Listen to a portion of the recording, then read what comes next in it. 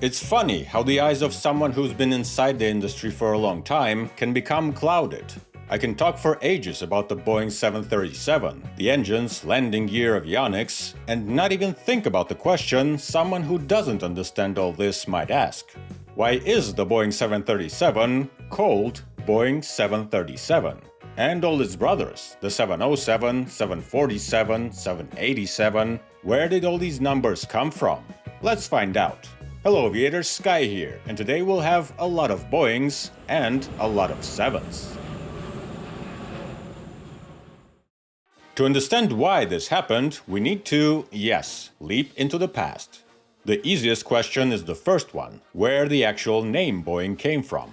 And the answer is obvious. Boeing is the last name of William Edward Boeing, who, inspired by the birth of aviation in the early 20th century, decided to take part in this new movement and founded the Boeing Airplane Company, which began producing small seaplanes. The 1940s became the company's era of conquest. By then, Boeing was already a major aircraft manufacturer, known primarily for its line of legendary bombers, such as the B-17 Flying Fortress and B-29 Super Fortress. Here I'll note that the names we know often differ from the project's names used by the company internally.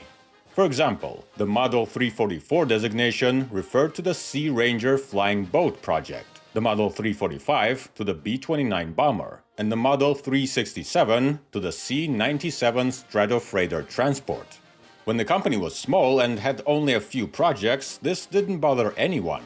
But with the rapid growth, especially in the 1940s, the designation system became increasingly complicated.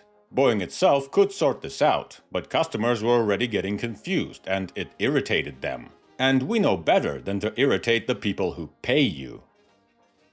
Ultimately, to clear up the confusion, they decided to optimize their designation methodology. They created a system of blocks of projects in increments of hundreds, which separated them into different areas so that by seeing the first number, people could immediately figure out what field they were from.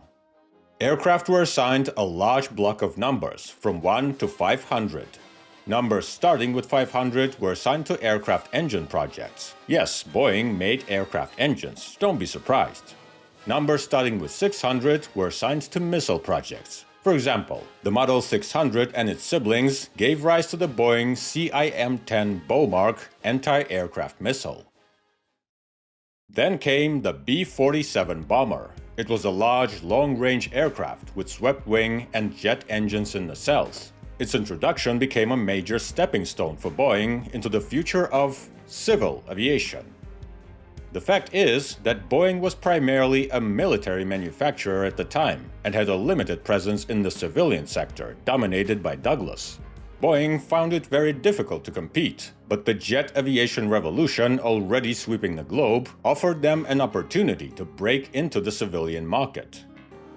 Of course, no one intended to make a passenger plane out of the B-47, but the technology and expertise developed during its creation were a real trump card. Boeing had the opportunity to create a large and fast jetliner, and did not miss its chance. They decided to base the new aircraft on the piston-engined KC-97 Stratofreighter, internally designated Model 367. And they radically redesigned it, so much so that the 367-8 modification, other than its index, bore no resemblance to the original. The aircraft itself was considered a prototype, a flying lab, and a demonstrator of the concept's potential. If the tests were successful and the customers showed interest, it would become the basis for a production aircraft. And yes, the tests were successful, and the customers' interest was clear. At this stage, Boeing decided to create another block of projects with their own naming. Thus, jet transport and passenger aircraft were to receive index numbers starting with 700. And once this idea emerged, corporate bureaucrats were joined by marketers who believed that the 7 at the beginning should be followed by a 7 at the end.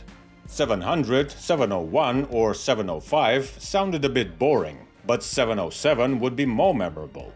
It sounded beautiful, and there was still the superstition that 7 brings good luck, and here it was doubled.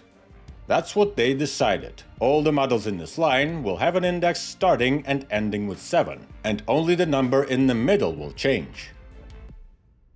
Thus, the company initiated two projects to succeed the 367-80, the Model 707 and the Model 717. The Model 707 in 1957 obviously evolved into the Boeing 707, the company's first jet passenger aircraft, the most successful in its generation, and Boeing's entry ticket into the world of modern civil aviation. Meanwhile, the Model 717 was a funny case.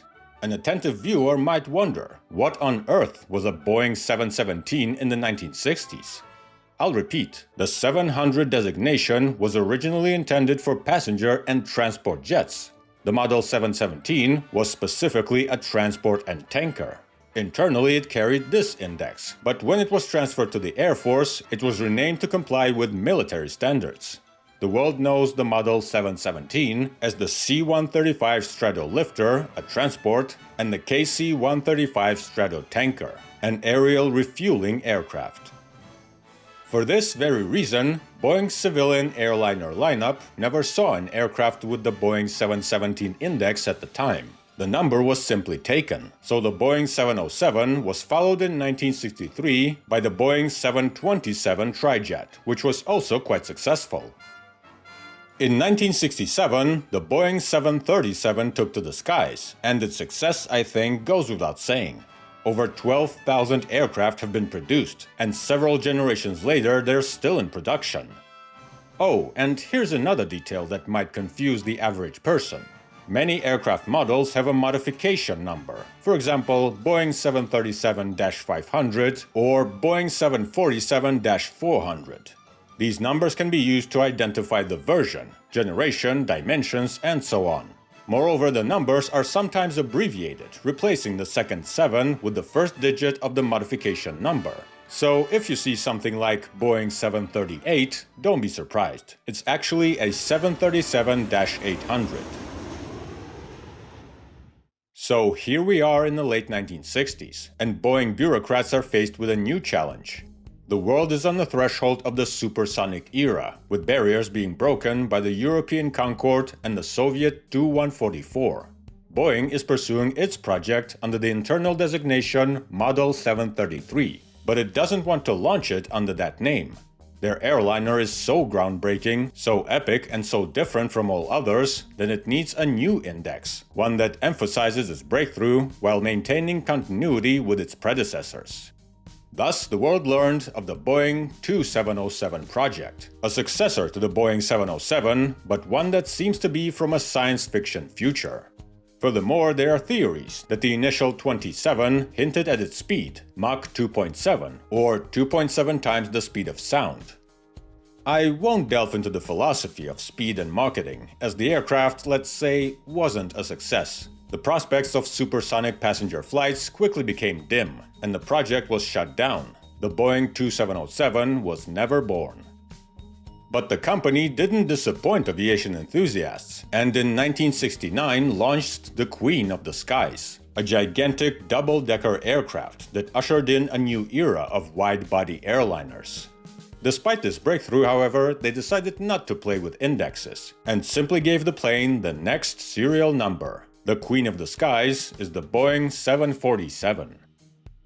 From there, they followed a well-trodden path. In the early 1980s, just a year apart, two new aircraft took to the skies, the narrow-body Boeing 757 and the wide-body Boeing 767. Then, in 1994, the great and terrible Boeing 777 was born, the jackpot, and one of Boeing's most successful modern airliners, whose heir, the 777X in our time, has become the company's flagship and its largest aircraft. Boeing 747 production ceased in 2023. The Queen is entering her well-deserved retirement. I should note that the number in the middle increases in the order of aircraft production, not their size or capacity. The Boeing 707 was larger than the 727, which was larger than the 737. And the 747 was, to put it mildly, larger than the 707, while subsequent models were again smaller. And then, in the late 1990s, into this orderly line of successive models jumped the Boeing 717. The strangeness of this phenomenon is explained by the fact that the Boeing 717 is not just not a successor to the old Model 717 transport, it's not a Boeing at all. In the late 1990s, the company acquired its main American competitor, McDonnell Douglas, which at the time was in the final stages of developing a new regional airliner, the MD-95. Many expected the project to simply be forgotten, but Boeing did the math and decided it would be a shame to throw away such a beauty. And given its modest size, it could easily slot into the lineup below the Boeing 737, which had grown considerably over the years. However, they were reluctant to give it a proper new name, so they took the old 717 index, dusted it off, and assigned it to their adopted child. The 717 wasn't in production for long, but it still deserved its place in our chart. The final technological breakthrough so far has been the Boeing 787 Dreamliner, which, with its composite innovations, has won the hearts of airlines and travelers around the world. The company's next aircraft should obviously be a Boeing 797, but it is still unclear what kind of aircraft it will be and when it will appear. And with its arrival, index counting enthusiasts will be faced with a new question. What's next? All the numbers are already taken. There are plenty of ideas, adding another digit between the 7s and starting to make models 710-7, 711-7, and so on. Or simply moving from 7s to 8s, which would lead to the 808 and 818. But right now, this is all largely speculation. Aviation isn't developing as quickly as it once did, and manufacturers, including Boeing, prefer to develop existing models. The 737 MAX has moved, to put it mildly, far beyond the 737 original, while it's still a 737, just as the 777X is the next generation, but still a 777. And airplanes can be developed this way for quite a long time. The 797 is still a long way off, and then we'll see. After all, if there is an airplane, they will come up with an index somehow. Share your theories about which way aviators will go in the future, and don't forget to watch other Boeing stories on the skyships. Fast flights on lucky 7s, and soft landings to you.